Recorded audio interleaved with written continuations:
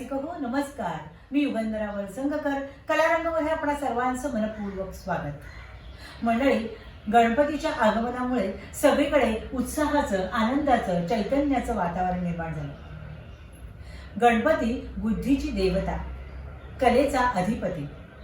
म्हणूनच कलारंगच्या या मंचावर आज संगीत कला निगुतीने जपणारे लेखक, कवी, गीतकार, संगीतकार, गायक डॉक्टर अतींद्र सरवडीकर यांची मी आज मुलाखत घेणार आहे. इतर कलाकारांची गाजलेली गाणी सादर करून लोकप्रिय होणारे अनेक कलाकार असतात, परंतु आपल्या स्वतंत्र प्रतिभेने स्वतःचा कलाविष्कार घडवणारे कलाकार दुर्मिळ असतात.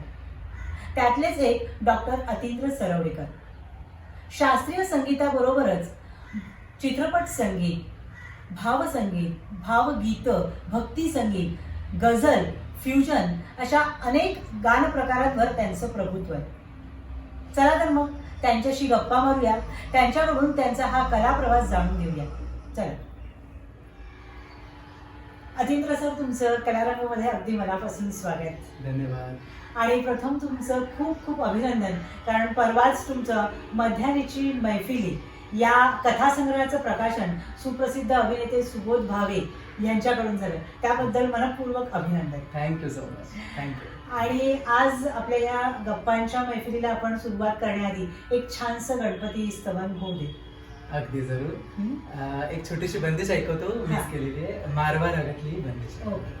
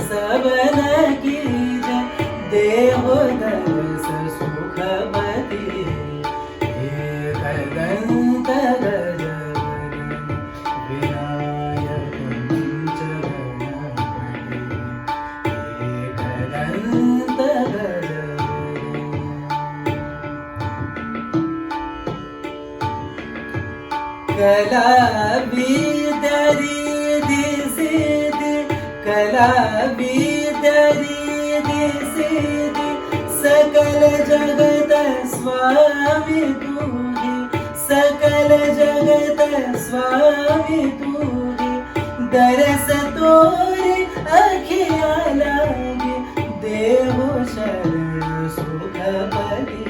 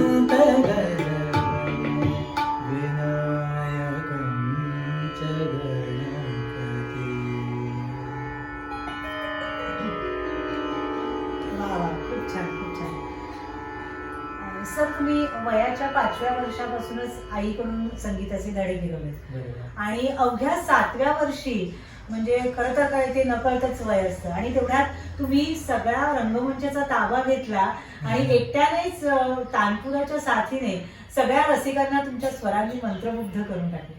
तो अनुभव कसा होता तुम्हाला? खरं सांगू का की संगीत हे अगदी अपसूक असं माझ्या आयुष्यात आलं आणि त्याचं खूप मोठं कारण आणि त्याला सौभाग्य म्हणायला पाहिजे की माझी आई हीच संगीत शिक्षिका आहे. मी मूळचा सोलापूरचा आणि सोलापूरच्या सिद्धेश्वर हायस्कूलमध्ये माझी आई संगीत शिक्षिका होती आणि त्यामुळे घरामध्ये गाण्याचं वातावरण पहिल्यापासूनच होतं. आईचा रियाज, तिचं विद्यार्थ्यांना शिकवणं हे सगळं मी लहानपणीपासूनच पाहत असे आणि त्यामुळे लहान मुलं जसं अ आ इ शिकतात तसंच मी सारेगमप पण शिकतो आणि त्यामुळे गाणं शिकायला असं काही गाणं म्हणायचं म्हणजे आपण वेगळं काही करतोय असं वाटलंच नाही. अगदी आपसूक ते माझ्यामध्ये येत गेलं आणि मग मी इथे तिथे शाळेत वगैरे गात होतो तर मग त्यामुळे मग आपसुकच मग लोक बोलवायला लागले गायला आणि मग हा मुलगा चांगला गातो असं म्हणून मग मला त्यावेळेला म्हणजे गणेशोत्सवांमध्ये गाण्याचे कार्यक्रम खूप होत असतात आणि मला वाटतं ही खूप छान गोष्ट होती. अलीकडे जरा थोडं ते प्रमाण कमी झालंय पण तेव्हा असं खूप होत होतं आणि प्रत्येक कलाकाराचं जडणघडण ही गणेशोत्सवात अगदी खरंय, अगदी खरंय. ऐकायलाही मिळायचं आणि साजरी करण्याची संधी पण मिळायची, दोन्ही गोष्टी व्हायच्या. तर तसं मला तशी संधी मिळाली आणि मी अगदी 7 वर्षाचा होतो आणि मला एका मंडळाने तिथल्या सोलापुरातल्या विचारलं की तुम्ही कार्यक्रम सादर कराल का. तर मग सुरुवातीला थोडं शास्त्रीय संगीत, मग त्यानंतर काही गणपती बाप्पाचे अभंग, विठोबाचे अभंग, असे वेगवेगळे अभंग असा घेऊन मी एक कार्यक्रम छोटा बसवला होता आणि तो सादर केला होता आणि लोकांना खूप कौतुक वाटलं होतं की एक छोटा मुलगा तानपूर हातात धरून गातोय आणि तिथल्या लोकल पेपर्सनी फोटोज वगैरे छापले होते आणि त्यावेळेचा तो अनुभव खूप छान होता आणि त्यावेळेला मला एक एनकरेजमेंट म्हणतात ना आणि म्हणजे या बाबतीत आपण काहीतरी केलं पाहिजे असं त्या छोट्याशा वयातच मला वाटून गेलं. आणि स्टेजचा अनुभव की स्टेजवर बसल्यानंतरचा एक फील असतो वेगळा, तर तो मला त्या लहानपणीच तो मला मिळाला आणि मला त्याची आवड लागली की आपण हे केलं पाहिजे असं वाटायला लागलं मला. मग नंतर तुम्ही दत्तू सिंग गरेवार यांच्याकडे संगीत शिक्षण सुरू केलं? बरोबर.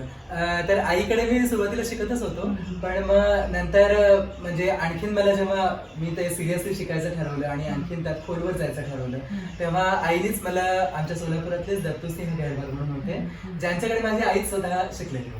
तर ते ग्वाल्हेर घराण्याचे गायक होते आणि पद्मभूषण पंडित विनायकराव पटवर्धन हे जे मोठे गायक होते त्यांचे ते शिष्य होते. पलुस्कर परंपरा एक जी आहे गाण्याची तर त्याचे ते पाईक होते, त्याचे शिष्य होते.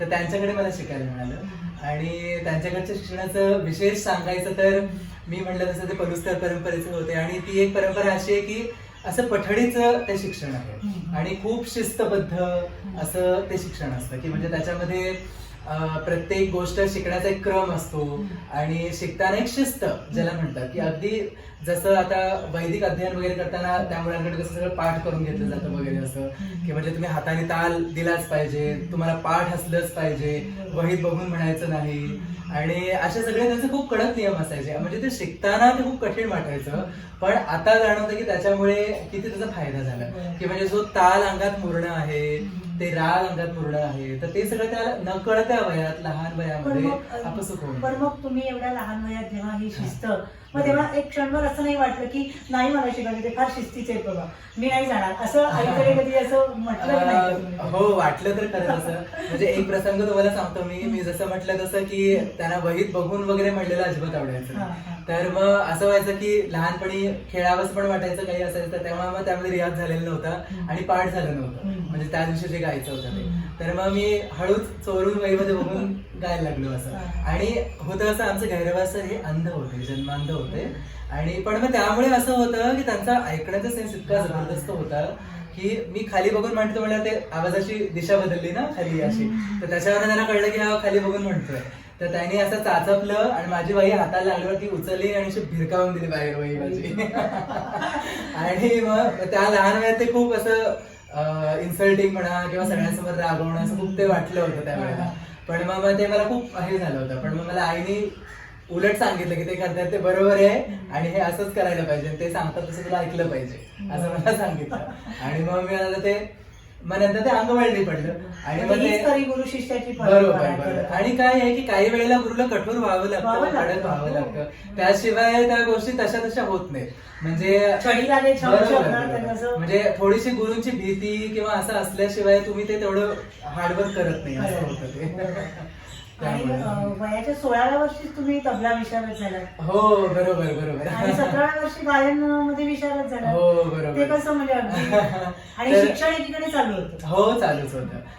काय झालं, मी म्हणलं तसं सुरुवातीला की लहानपणीपासून मी असं गाणं शिकत असल्यामुळे आपण गाणं म्हणतो म्हणजे काही वेगळं करतो असं कधी वाटलं वाटलंच नाही. नाही. म्हणजे आपण जसं अभ्यास करतो, बाकी टीव्ही बघतो, तसं आपल्याला गाणं पण म्हणायचंय, असंच ते पहिल्यापासून होतं. तर त्यामुळे ते आपसूक होणारीच ती गोष्ट होती. आणि मग असं झालं की मी म्हटलं तसं की आमचे गुरुजी सुद्धा पदस्तर परंपरेतले होते, तर मग त्यांनी सांगितलं की परीक्षेला बसायचं. म्हणजे परीक्षेला बसल्याने काय होतं की म्हणजे त्याच्याने मिळणारे सर्टिफिकेशन वगैरे या गोष्टी आहेतच, पण त्याचा एक फायदा असा आहे की आपल्याला परीक्षेचा एक समोर ध्येय असलं की आपण तसा रियाज करतो असं. मग त्यामुळे मग त्या परीक्षेला बसायचं. मग लहानपणीपासून सगळ्या परीक्षा द्यायच्या असं ते होतच, म्हणजे प्रत्येक वर्षी एक परीक्षा द्यायची असं व्हायचं असते. म्हणजे उलट खरं तर माझं असं झालं होतं की त्यांची चौथ्या परीक्षेला वगैरे अशी काहीतरी अट आहे की तुम्ही 12 वर्षाच्या असल्याशिवाय देता येत नाही. तर मी लहान होतो, तर मग मला म्हणून 1 वर्ष गॅप घ्यावा लागला की माझं वय लहान आहे म्हणून 1 वर्ष गॅप घेऊन मग ती परीक्षा द्यावी लागली असं झालं. मग त्यामुळे मग मी परीक्षा देत मी जोपर्यंत 16 वर्षाचा होतो तोपर्यंत मी तिथपर्यंत आलोच होतो. आणि सरांनी आणि माझ्या आईनी की म्हणजे गाणाऱ्या माणसाचा ताल पक्का हवा म्हणून मग मला तबलाही शिकवायला सुरुवात केली होती. आणि आमच्या इथेच एक कनकधर म्हणून होते, त्यांच्याकडे मी तबला शिकलो होतो. तर मग शिकत तिथपर्यंत आलो म्हणून परीक्षेलाही बसलो आणि मग विशारदची परीक्षा झाली. आणि तेव्हाही म्हणजे मी दोन्हीला एकदमच विशारदपर्यंत आलो होतो. तर लेखी परीक्षा एकाच वेळेला असते दोन्हीची, तर त्यामुळे दोन्ही विशारद एकदम देता येत नाही म्हणून मला आधी तबल्याचं द्यावं लागलं आणि मग गाण्याचं द्यावं लागलं असं म्हणजे 1 वर्षाची झालं. gap घेतली. गॅप देऊन असं मला ते करावं लागलं असं झालं. संगीत सागरात खोलवर शिरण्याचे, संगीताचा भव्य स्वरूपाचा उत्कट अनुभव घेण्याचे या शिष्याच्या अखंड परिश्रमाला गुरूंच्या वरदहस्ताची जोड मिळाली तर आयुष्याचं सोनं होईल नक्कीच, नाही का? परिसाच्या संगे लोहा बिघडले परिसचे झाले. स्वरयोगिनी पद्मभूषण डॉक्टर प्रभाताई अत्रे यांचं शिष्यत्व कसं प्राप्त झालं? ती पण एक खूप इंटरेस्टिंग गोष्ट आहे तशी की मी म्हणलं तसं मी सोलापूरचा मूळचा आणि तिथेच माझं शालेय शिक्षण ज्युनियर कॉलेजचं शिक्षण माझं सोलापूरलाच झालं. आणि मी 12वी मी सायन्सला गेलो होतो 10वी नंतर, कारण मार्क तसे बरे मिळाले होते. तर त्यामुळे मग सगळे मित्र सायन्सला गेलो म्हणून मी सायन्सला गेलो. पण मग मी जेव्हा 12वीला वगैरे आलो तर तेव्हा माझ्या असं लक्षात आलं की आपण जर इंजिनिअरिंगला किंवा मेडिकलला असं कुठे गेलो तर आपल्याला इतका वेळ मिळणार नाही रियाज करायला, हे माझ्या लक्षात आलं. आणि मग मी तेव्हा असं ठरवलं की आपण या बाजूला न जाता आपण गाणंच करायचं आणि गाण्यामध्ये आपण चांगलं काहीतरी आपण करून दाखवायचं. मग मी 12वी नंतर मला तसे 12वीला चांगले मार्क होते, सायन्सला होतो मी, पण मी इकडे कुठे न जाता मी BSc ला ऍडमिशन घेतली.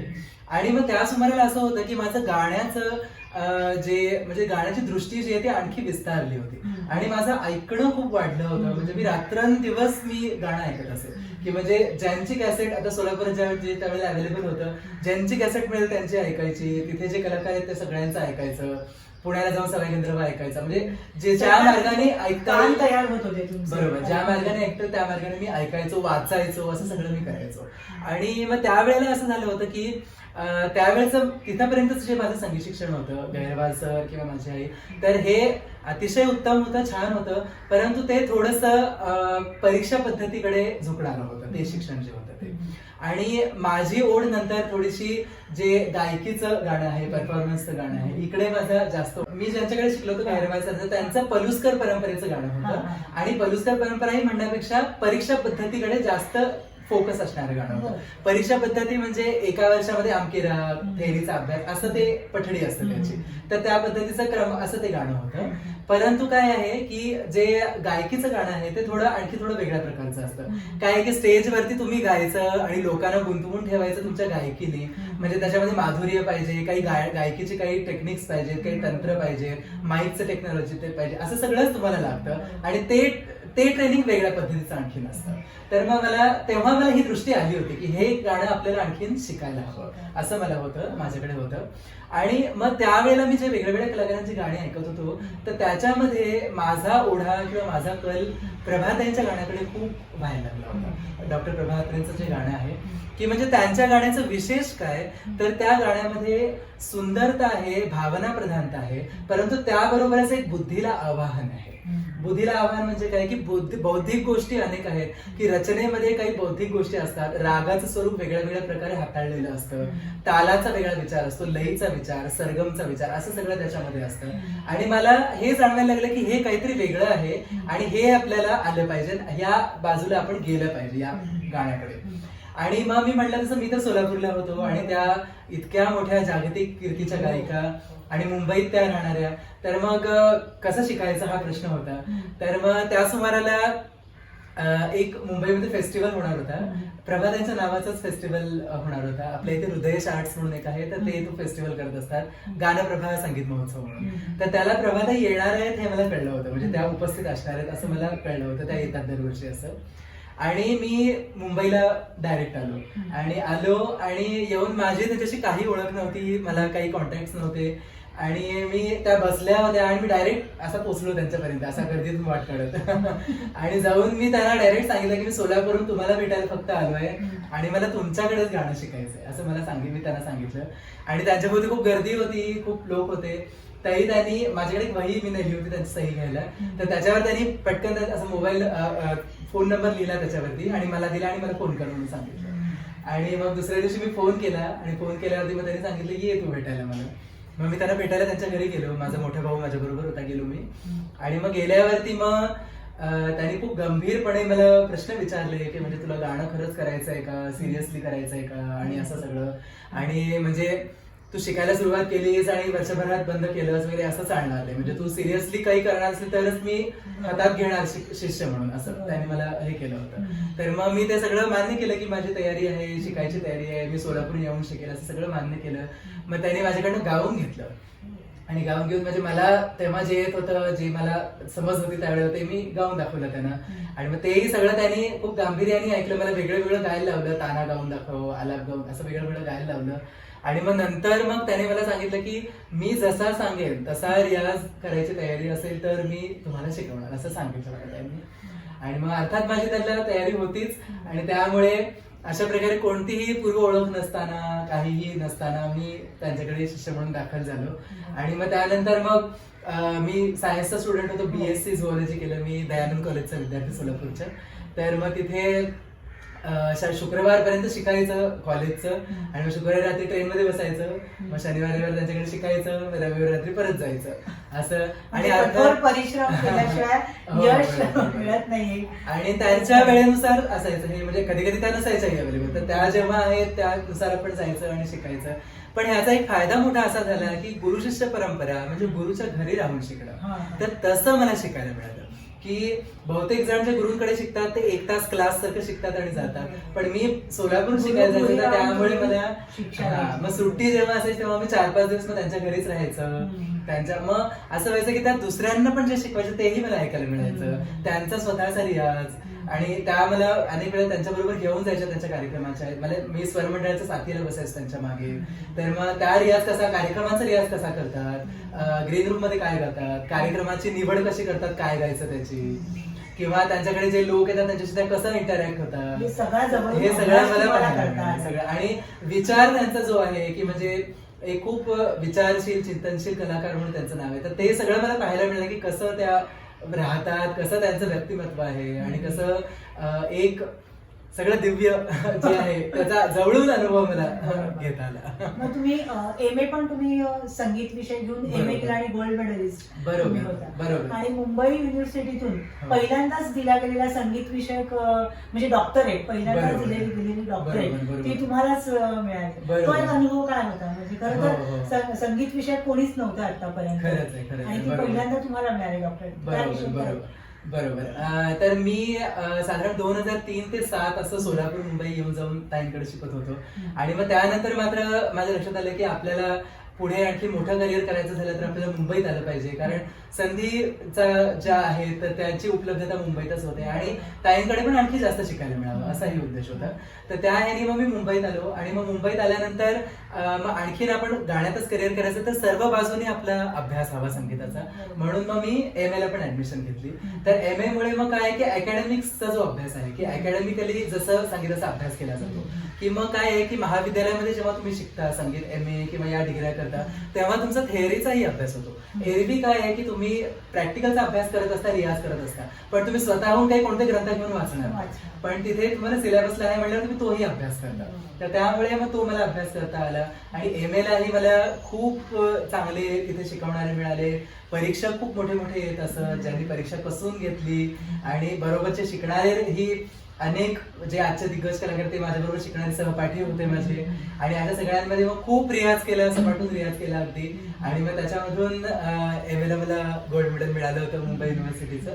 आणि मग त्याच्यानंतर मग मी आणखीन ह्याच्यामध्ये आपण पुढे जायचा असा विचार केला आणि मग डॉक्टरेटच्या कामाचा पण विचार केला होता.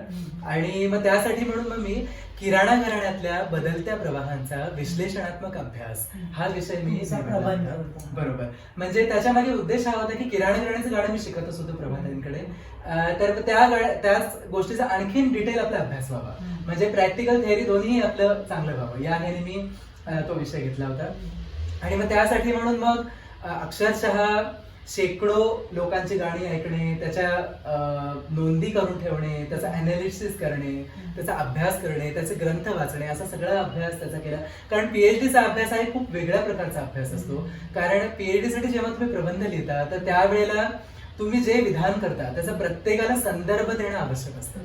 तुम्हाला वाटलं म्हणून काही विधान केलं हे चालत नसतं. तर त्यामुळे त्याचे संदर्भ शोधणे, त्यानुसार तशा मुलाखती घेणे, म्हणजे हे जे सिस्टमॅटिक हा जो अभ्यास आहे हा मला त्या निमित्ताने करता आला. आणि त्यावेळेला असं होतं की मुंबई विद्यापीठामध्ये संगीत विषयासाठी पीएचडी करायची सोय नव्हती, डॉक्टरेटची सोय नव्हती. आणि ती सोय व्हावी म्हणून मी खूप त्यावेळेला प्रयत्न केले की मला असं वाटलं मुंबई हे राजधानीचं गाव आपल्या महाराष्ट्राचं आणि तिथे कसा विषय नाही. तर मग त्यामुळे मग मी सगळ्या मंत्र्यांना पत्र लिहिली, सगळ्या अधिकाऱ्यांना भेटलो, अशा सगळ्या गोष्टी केल्या. अनेक दिवस म्हणजे तो वर्ष 2 वर्ष तो पत्रव्यवहारच चालला होता. असं सगळं केलं. शेवटी माझ्या प्रयत्नाने यश आलं आणि तिथे पीएचडीचं दालन खुलं झालं आणि आजही तिथे पीएचडीचं काम सुरू आहे. आणि तिथे मिळालेली पहिली डॉक्टरेट मला मिळालेली आहे. आणि त्यावेळेला मला जी डॉक्टरेट मिळाली तर तो प्रबंध मी मिरजला गेलो होतो. त्यावेळेला अब्दुल करीम खान साहेबांचं तिथे एक बरसी चालली. मला ते विचारायचं होतं तुम्हाला की ते अब्दुल करीम खान साहेबांच्या समाधीवर तुम्ही तो प्रबंध. अब्दुल करीम खान साहेब हे या घराण्याचे मूळ पुरुष, किराणा घराण्याचे, ज्यांनी हे घराणं पुढे आणलं.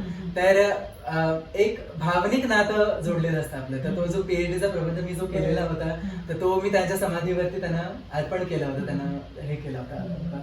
तर तो एक खूप असा स्तब्ध करणारा असा क्षण होता असं मला वाटतं. मंडळी, आपण अतींद्र सरांशी अजून गप्पा मारणार आहोत. त्यांना मिळालेले शिष्यवृत्ती, त्यांना मिळालेले अनेक पुरस्कार आणि पितृ ऋण आपण ज्याला म्हणतो, मातृऋण, पितृऋण, गुरुऋण, या ऋणातून खरं तर आपण मुक्त होऊच शकत नाही. तर हे आणि तरी सुद्धा आपण गुरूंसाठी काहीतरी करावं म्हणून अतींद्रजींनी लिस्नर्स कॉर्नर हा एक उपक्रम त्यांनी सुरू केला. या उपक्रमाविषयी पण आपण उद्याच्या भागात जाणून घेऊया. आम्ही आता इथेच थांबतोय. कसा वाटला आजचा भाग? आवडला तर नक्की लाईक करा, शेअर करा, कमेंट करा, माझं चॅनल सबस्क्राईब करा. पुन्हा भेटूया उद्याच्या भागात अतींद्रजींकडून बरंच काही जाणून घेण्यासाठी. पाहत राहा कलारंग. धन्यवाद.